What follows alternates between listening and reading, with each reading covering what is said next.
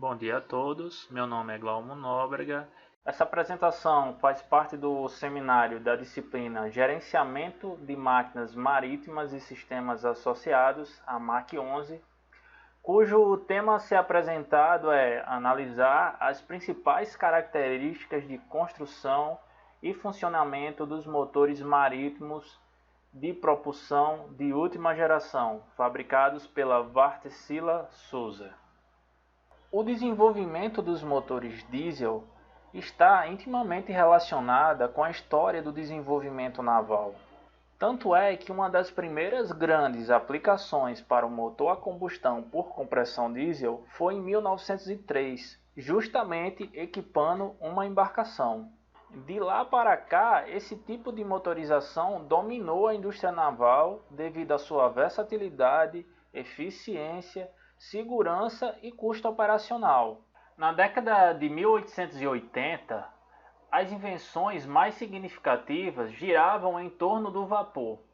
Os motores a vapor demandavam para o seu funcionamento de uma enorme quantidade de carvão, eram muito caros e extremamente ineficientes. E é exatamente nesse contexto da Revolução Industrial que o motor diesel foi inventado pelo engenheiro alemão de nome Rudolf Diesel. Em uma palestra em 1878, Rudolf Diesel, que até então era um estudante na cidade de Munique, foi apresentado que os motores a vapor convertiam apenas de 6 a 10% da energia térmica em trabalho, mas que o ciclo Carnot permite a conversão de muito mais energia térmica em trabalho.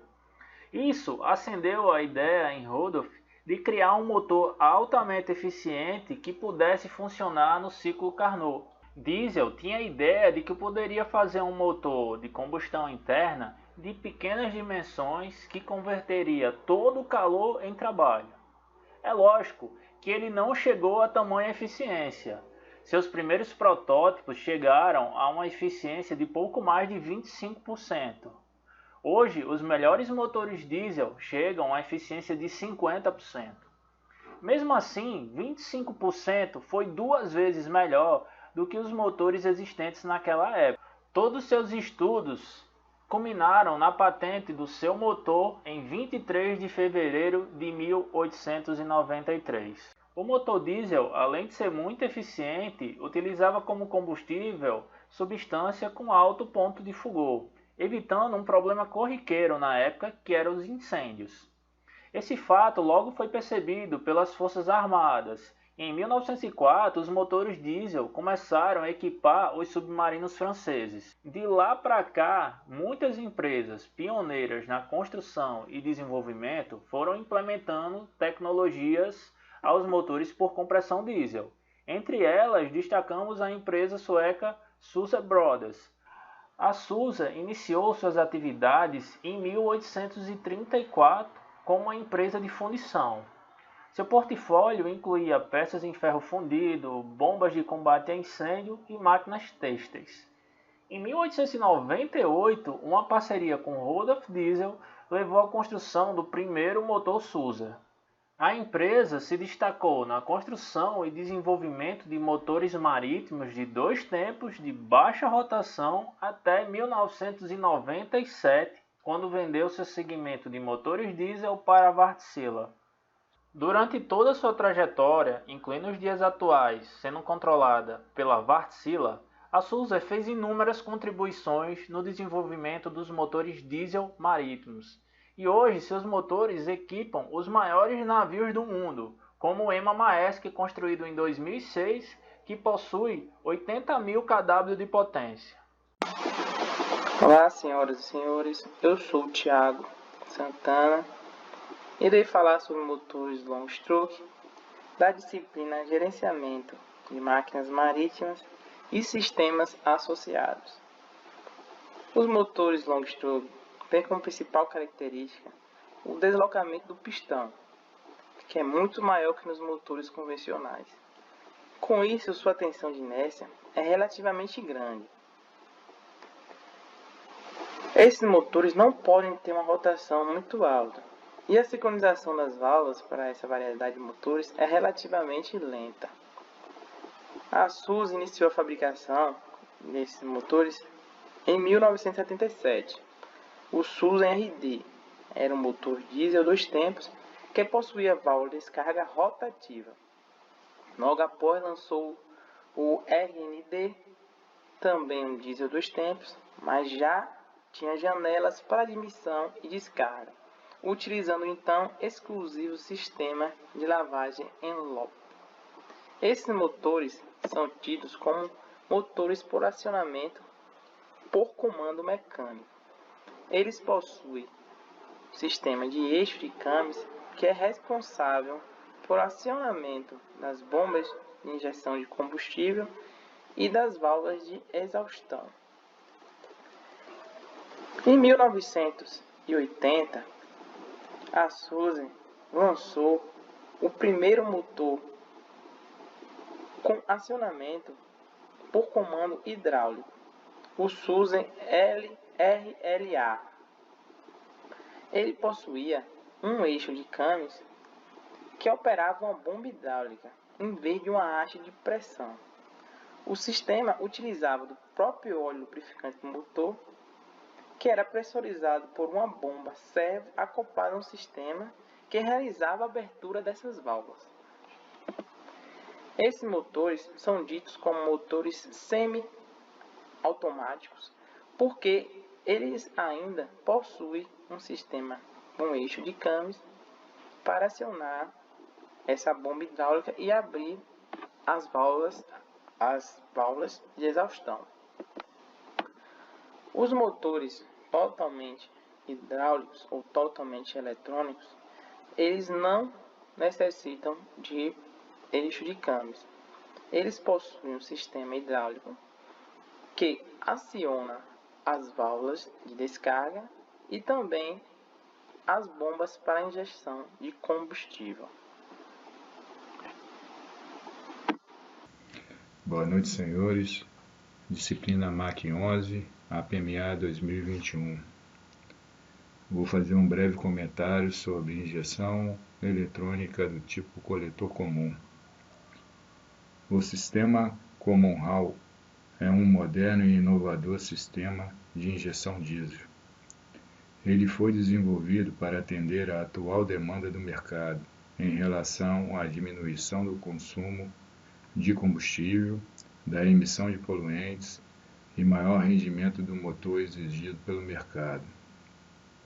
Para isso, são necessárias altas pressões de injeção, curvas de injeção exatas e dosagem extremamente precisa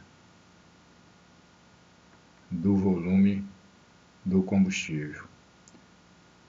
O sistema de injeção de pressão modulada Common Rail para motores de injeção direta abre perspectivas inovadoras, tais como ampla área de aplicação, alta pressão de injeção, início de injeção variável, possibilidade de pré-injeção, injeção principal e pós-injeção,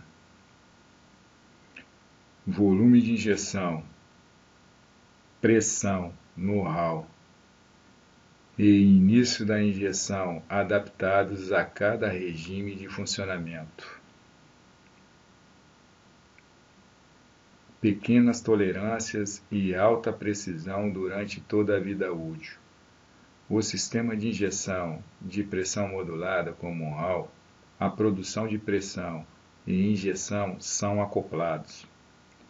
A pressão de injeção é produzida independente da rotação do motor e do volume de injeção e está no rail, o acumulador de combustível de alta pressão, pronta para a injeção.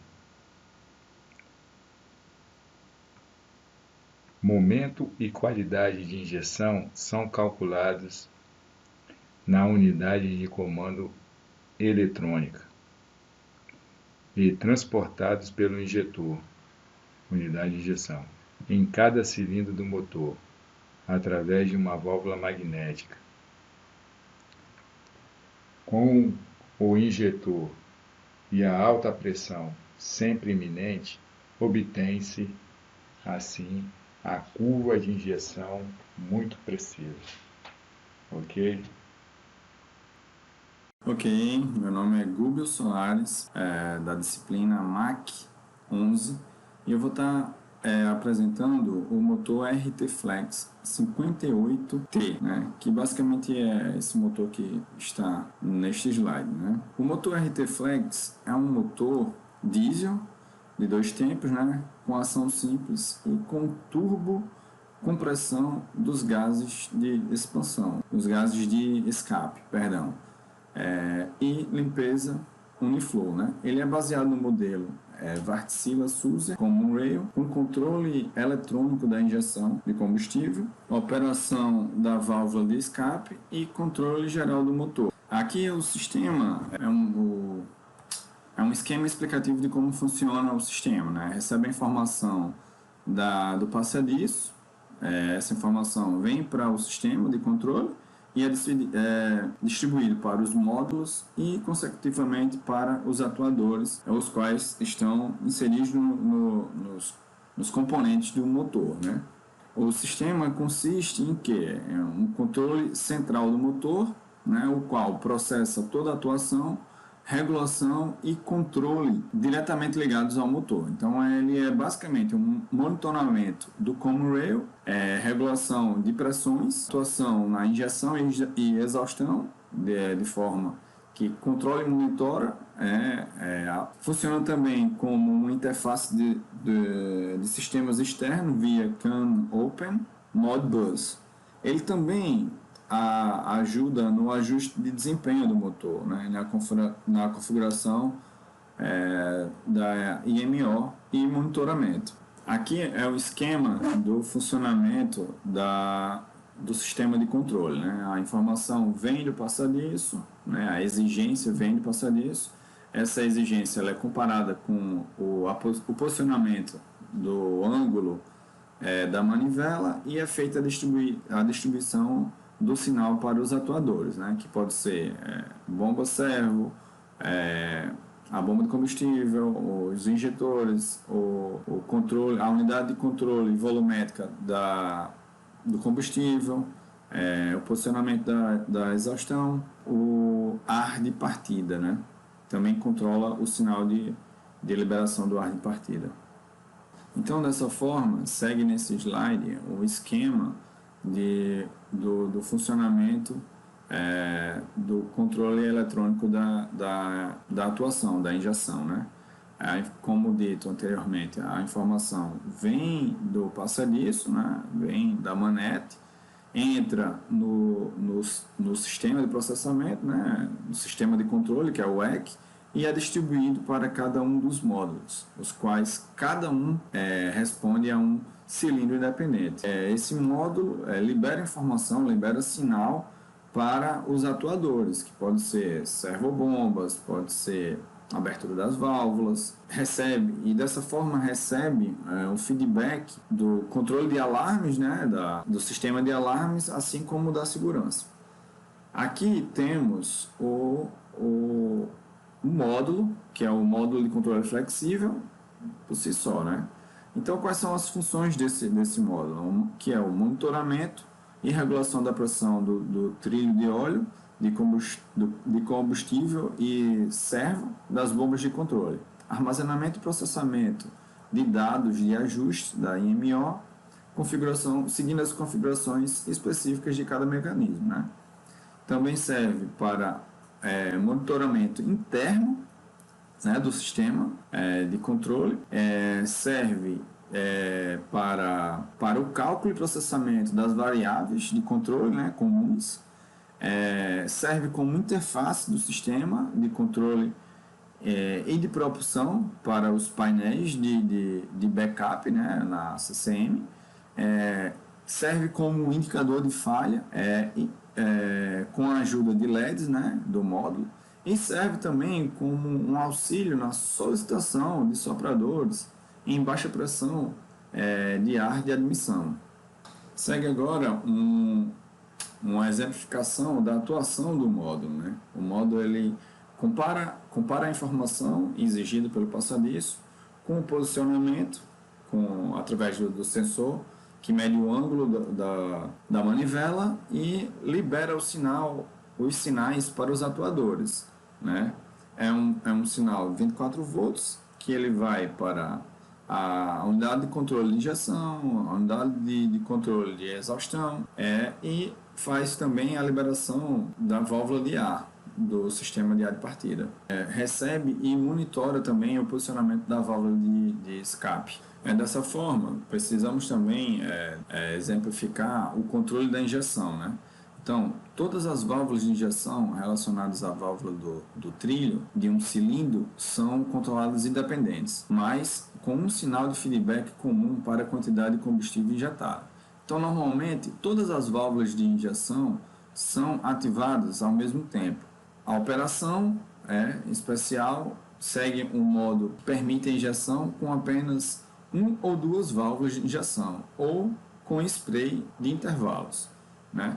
Tem também o módulo que calcula o tempo necessário de injeção para o próprio cilindro, processando o sinal do ângulo da manivela e o comando de combustível recebido no controle de velocidade. Então temos aqui um esquema do funcionamento do controle de injeção, né? Temos o módulo, o sistema, né? Temos uma bomba de injeção, temos o common rail, temos os sensores que identificam esses sinais de posicionamento. Então, como pode ser visto, é um sistema simples, confiável e flexível, né? De alta eficiência. Então, segue dando continuidade, temos o controle da exaustão, né? Basicamente, o módulo manda informação para o sistema servo. O sistema servo atua como abertura e fechamento das válvulas atuadoras, as quais mandam o sinal para abertura ou fechamento da válvula e recebendo o feedback do sinal do sensor de posicionamento existente nas válvulas de exaustão. Sendo assim, a válvula de escape é aberta por pressão de óleo servo e fechada por uma mola de ar, igual a motores convencionais. Em vez disso, o CAM, né? Em vez de um CAM, a atuação é feita pela unidade de controle da válvula, né? O custo do fuso da válvula é medido por 1 ou 2 sensores de posicionamento analógico e dá um feedback para o sistema de controle. Precisamos também deixar bem claro que esse sistema ele monitora todos os alarmes, os atuadores de segurança. Ele basicamente é um programa que ele vai rodar e ficar monitorando todos esses parâmetros de acordo com o funcionamento, de acordo com a exigência requerida, de acordo com a velocidade e torque, né, a potência exigida pelo passadiço. Bom, sou Wilson Freire, dando continuidade ao nosso trabalho de Mach 11, venho falar um pouco sobre o sistema VIT. Sistema VIT, cujo termo traduzido do inglês tempo de injeção variável, define uma bomba de injeção de combustível que altera o tempo do início de injeção. O sistema consiste em avançar o tempo de injeção de combustível de modo que a pressão máxima de combustão seja alcançada em cerca de 85% de carga.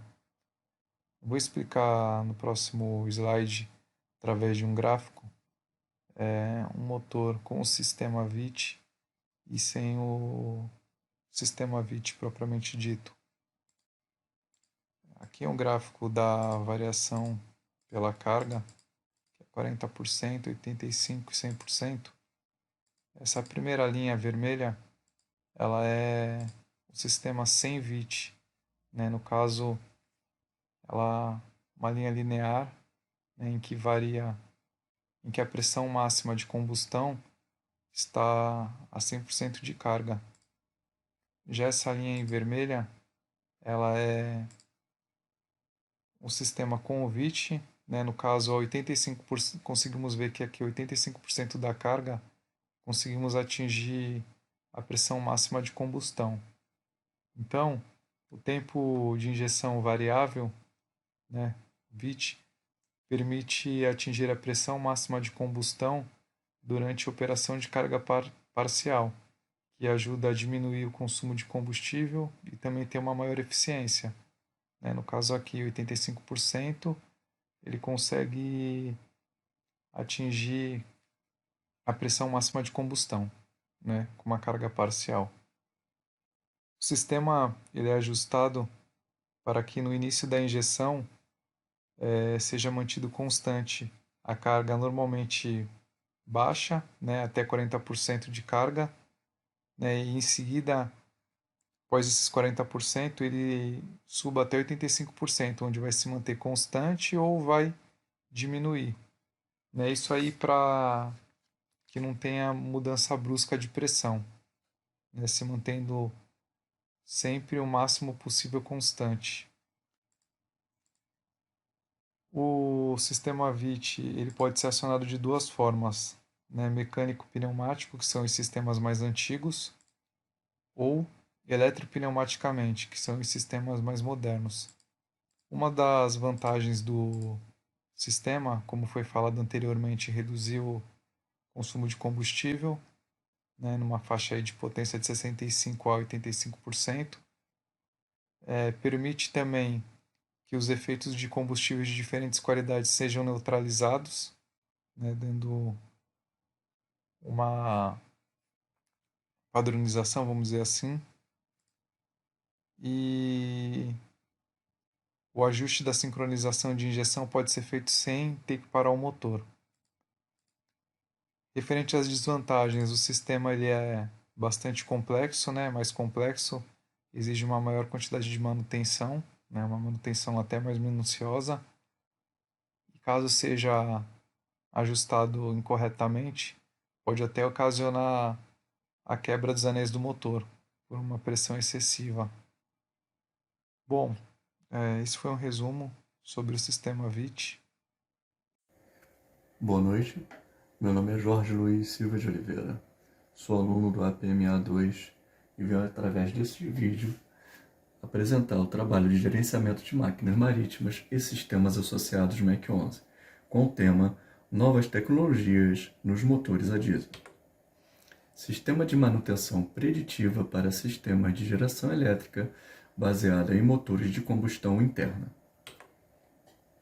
A nossa marinha mercante está em franco desenvolvimento e cada vez mais novas embarcações são construídas com grande introdução de novas tecnologias que obrigam os profissionais marítimos a ter suas competências técnicas apuradas e desenvolvidas para desempenharem suas funções no comando e gerenciamento de uma embarcação, visando sempre a segurança e manter o meio ambiente livre de acidentes em todos os seus aspectos nos mares e nos rios. O foco de nossas tecnologias cresce na esteira do desenvolvimento das embarcações. Desta forma, é necessário criarmos estratégias de manutenções para os nossos equipamentos. A manutenção preditiva é uma grande estratégia. Segundo a NBR 5462, definimos manutenção preditiva da seguinte forma: é a atuação realizada com base na modificação de parâmetros de condição ou desempenho, cujo acompanhamento obedece a uma sistemática. Através de técnicas preditivas, é feito o monitoramento da condição e a ação de correção. Quando necessária, é realizada através de uma manutenção corretiva planejada. Seu objetivo é prevenir falha nos equipamentos e sistemas através de parâmetros diversos, permitindo a operação contínua do equipamento pelo maior tempo possível. Finalizando. Bom dia, pessoal. Aqui é o Marcos. Vou dar sequência ao nosso tema aqui, do nosso trabalho, referente ao capítulo 2, né, sobre novas tecnologias dos motores diesel, né? Referente à matéria Mach 11 do nosso professor Gelmirez, certo? Como o Jorge estava explicando, né, a gente, através de técnicas preditivas, é feito, né, o monitoramento da condição e ação de correção, né, quando necessária, né, é realizado através de uma manutenção corretiva planejada, certo? Então, o objetivo é prevenir falhas nos equipamentos e sistemas através de parâmetros diversos, certo? Permitindo a operação contínua do equipamento pelo maior tempo possível, ok? Nas últimas décadas, né, a geração térmica de usinas convencionais, né, tinha um papel secundário na geração global de energia no Brasil, mas isso vem mudando, né? Então, atualmente, ela assumiu uma função de protagonismo, né, devido à escassez dos recursos hídricos, né, que o país vem enfrentando nos últimos anos. Então, assim, usinas que funcionavam por pequenos períodos, né, para suprir uma ponta de carga ou para fortalecer, né, o sistema, no caso de manobras ou manutenções de componentes do sistema, né, passaram a operar em regime contínuo, né, tendo que enfrentar pesadas variações de carga, né, como rejeição de carga e transitórios diversos, né, como chaveamento no sistema de transmissão, que antes, né, eram muito mais garantidos pelas grandes máquinas hidráulicas, né? Então, antes as máquinas hidráulicas garantiam isso, né? Mas esse panorama vem mudando continuamente, né? Então, dessa forma, né, com esse regime constante de operação, as máquinas térmicas, né, ou seja, o conjunto gerador mais máquina de combustão interna, passaram a necessitar de um acompanhamento mais próximo, né, de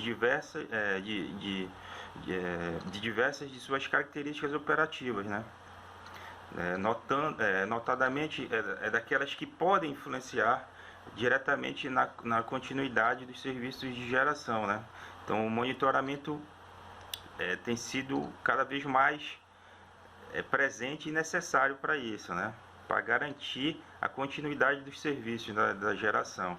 Então, assim sendo, né, um sistema de acompanhamento e diagnóstico que possa fornecer de maneira contínua o estado do conjunto, detectando de forma precoce, né, possíveis falhas no sistema, torna-se fundamental a cada dia, né, para uma maior confiabilidade da produção de energia elétrica requerida, certo? Com base nisso que eu falei acima, um grupo de pesquisadores brasileiros, né, vem desenvolvendo um sistema de acompanhamento e diagnóstico na usina termoelétrica Suape 2, certo? Então, é a maior termoelétrica a óleo do Brasil, atualmente, com capacidade instalada de 381,2 megawatts, sendo que os grupos geradores são do fabricante Wärtsilä, né? Modelos W18V46DF, certo?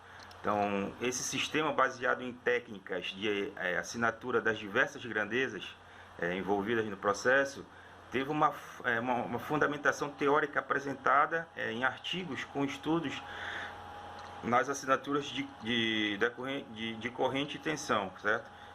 Este vídeo será concentrado em apresentar o sistema propriamente dito, com suas interfaces e modos de análise de falhas, certo? Aí, isso quem vai explanar vai ser o nosso grande e nobre colega Lacerda, certo? Que ele vai dar continuidade, ok? Boa tarde, pessoal. Dando continuidade à explicação de novas tecnologias em motores diesel, a explicação do sistema foi baseada em assinaturas de diversas grandezas envolvidas no processo, tendo sua fundamentação teórica apresentada em artigos com estudos nas assinaturas de corrente e tensão. Este vídeo será concentrado em apresentar o sistema propriamente dito, com suas interfaces e modo de análise de falha. Como fonte de estudo desse projeto, ele foi feita em um motor gerador de grande porte, modelo 18V46, do fabricante Wärtsilä. A estrutura geral do sistema de acompanhamento e diagnóstico desenvolvido pode ser apresentado pelas interfaces do programa computacional que está sendo utilizada na unidade termoelétrica de Suape 2, em Pernambuco, o qual comanda o processo de aquisição de dados, o processamento desses sinais e a análise dos padrões de falha, apresentando tendências e alarmes para o usuário final. De uma forma geral, uma sessão de análise começa com a aquisição dos sinais, passando pelo algoritmo de extração de características, a comparação com os padrões de falhas e finalizando com as curvas de tendência. Assim, ao término dessa atividade, o sistema é capaz não só de efetuar a coleta e análise de sinais nos motores geradores, mas também pode apresentá-los de uma forma que contribua para as ações de manutenção necessárias. E como que ocorre as análises de medições com base nas assinaturas de corrente em tensão? Todo e qualquer equipamento, aí eu falo motores elétricos e geradores, possui suas assinaturas elétricas de tensão e corrente, isto é, pode ser verificada nos estudos de frequência vibracionais durante sua operação feitas em laboratórios nos protótipos reduzidos. Os experimentos feitos com as imputações de defeitos em componentes mecânicos e elétricos identificaram modificações nos harmônicos principais e secundários dos espectros de frequência de operação do gerador.